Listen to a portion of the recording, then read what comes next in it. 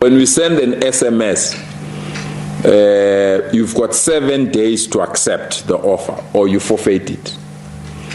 The reason why we give you 7 days to accept or forfeit it is because last year we had to incur lots of costs urging parents accept, and it creates serious problems because it creates a log jam of those that are still on our waiting list.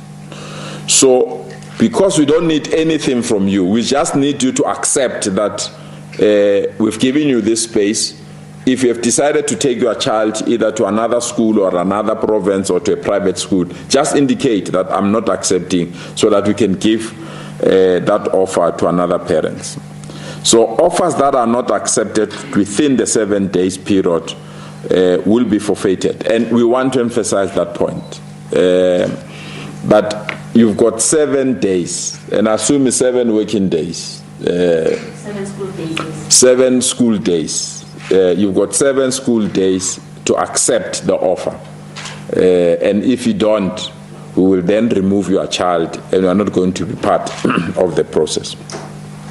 So when the online admission system opened for applications on the 25th of June, we received a total of 157,000 applications. And those applications that we received were mainly 34,000 for grade 1 and 35,000 for grade 8. So you can see from this that we received lots and lots of applications. And I don't want to be the bearer of bad news, but the reality is the space that we have as a Department of Basic Education in Gauteng and the number of applications don't match. We've got more applications than the available space. So by extension, there are parents that are not going to get their children placed at their preferred schools. But there will be no child that is not going to be placed.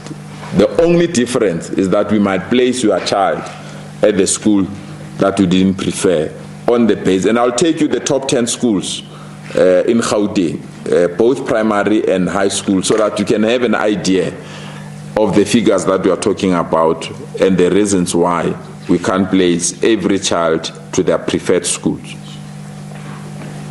So of the total applications that we've received, that is 62,185 for both grade 1 and 2, we want to share with you that there were 30,000 parents that gave us documents, that is their IDs, their birth certificate, where they stay, that is proof of residence, and there are 4,000 parents that applied for grade 1 that didn't give us any form of documents. So anyone who have applied that is a South African and has not given us their ID number, we honestly want to indicate to them that we have not placed those children, and because they've not given us documents, we assume they are not interested. Unfortunately, you've got learners that are not born in our country that don't have documents. Our position still remains the same. Sort your problem with the Department of Home Affairs, and then we can take it over from there. If that process is done, we'll be in a position to resolve whatever that need to be resolved. So for grade 1, there are 4,000 learners that could not give us documents, and for grade 8, there are 3,000 learners that couldn't give us documents, and of a total of almost 7,000 learners that we could not place because they don't have the necessary documents that we needed. So we are quite pleased that in terms of applications, it's quite clear since 2016 when we introduced the online registration, the numbers are starting to stabilize. So this is what the Gauteng MEC for Education, Panyaza Lesufi, had to say about the matric paper for this year. We endorse the call by the minister that the matric exam paper must remain the way it is and it must not be changed.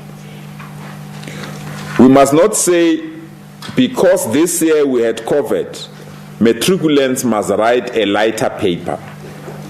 That will be a disservice to the learners, but it will be a disservice to the country.